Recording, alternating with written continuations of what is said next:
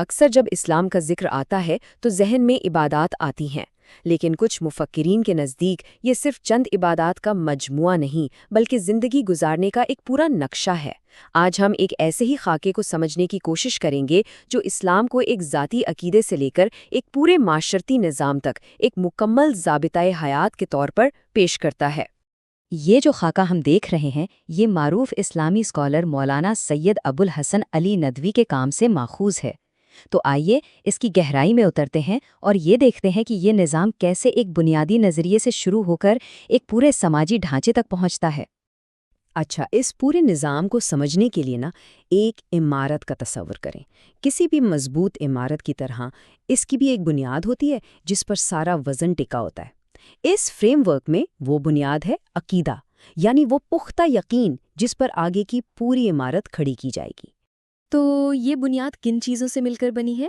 اس میں سب سے پہلے ہے اللہ پر ایمان، پھر اس کے فرشتوں، اس کی بھیجی ہوئی کتابوں اور اس کے تمام رسولوں پر ایمان، اور ہاں، آخری رسول حضرت محمد صلی اللہ علیہ وسلم پر ایمان کو مرکزی حیثیت حاصل ہے، اور آخر میں آخرت پر یقین، یعنی یہ تصور کہ موت کے بعد بھی ایک زندگی ہے۔ یہ سب مل کر اس کی بنیاد بناتے ہیں۔ ٹھیک ہے، تو جب بنیاد مضبوطی سے قائم ہو جاتی ہے تو پھر اس پر ستون کھڑے کیے جاتے ہیں۔ اس خاکے میں عقیدے کی اس بنیاد پر عبادات کے ستون تعمیر ہوتے ہیں۔ یہ ایک بہت اہم مرحلہ ہے جہاں بات صرف نظریاتی یقین سے نکل کر عملی کاموں کی طرف آتی ہے۔ اور یہ ستون کیا ہیں؟ یہ وہ اعمال ہیں جن سے بہت سے لوگ اسلام کو پہچانتے ہیں، جیسے نماز، روزہ، زکوٰۃ اور حج۔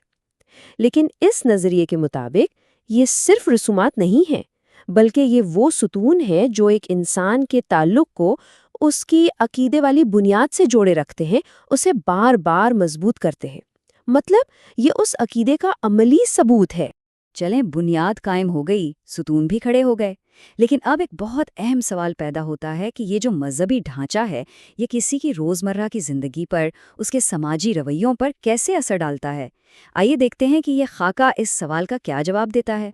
یہاں سے ہمیں 4 شاخیں نکلتی نظر آتی ہیں۔ پہلی شاخ ہے اخلاق۔ اس کا تعلق سیدھا سیدھا انسان کے اپنے کردار اور اس کی ذاتی خوبیوں سے ہے۔ مطلب علم، برداشت، سخاوت، بہادری، یہ وہ چیزیں ہیں جو ایک انسان کی شخصیت بناتی ہیں۔ دوسری شاخ ہے معاملات، اور یہاں دائرہ ایک فرد سے نکل کر پورے سماج تک پھیل جاتا ہے۔ اس میں لوگوں کے آپس کے لین دین، سماجی تعلقات، ان سب کے اصول بتائے گئے ہیں۔ اور ان اصولوں کی بنیاد کیا ہے؟ سچائی اور امانت داری۔ اب تیسری شاخ ہے دعوت، یعنی اپنے عقیدے اور پیغام کو دوسروں تک پہنچانا۔ اس خاکے کے مطابق یہ کام حکمت، اچھی نصیحت اور بہت صبر کے ساتھ کیا جانا چاہیے۔ یہ ایک طرح سے دوسروں کے ساتھ بات چیت کا ایک پورا طریقہ کار بتاتا ہے۔ اس نظام میں جو چوتھی اور آخری شاخ بیان کی گئی ہے اسے جہاد کا نام دیا گیا ہے، جس کا لفظی مطلب ہے جدوجہد یا کوشش کرنا۔ آئیے دیکھتے ہیں کہ اس مخصوص خاکے میں اس اصطلاح کی کیا اجزاء بتائے گئے ہیں۔ اس ماخذ کے مطابق جہاد کی تعریف ان 3 اجزاء سے کی گئی ہے۔ پہلا، نیت کی درستگی، یعنی ہر عمل کے پیچھے مقصد ٹھیک ہونا چاہیے۔ دوسرا، شہادت کا شوق، جسے اس فریم ورک میں ایک روحانی درجہ سمجھا جاتا ہے۔ اور تیسرا، دین کی سربلندی، یعنی اپنے مذہب کی عظمت کو قائم کرنے کی کوشش کرنا۔ تو یہ جتنے بھی انفرادی اور اجتماعی اصول ہیں، اخلاق، معاملات، دعوت اور جہاد، یہ سب مل کر ایک بڑے مقصد کی طرف جاتے ہیں۔ یہ صرف کسی ایک فرد کی ذاتی اصلاح کا نظام نہیں، بلکہ اس کا ہدف ایک خاص قسم کا معاشرتی ڈھانچہ بنانا ہے۔ اور وہ معاشرتی ڈھانچہ کیسا ہوگا؟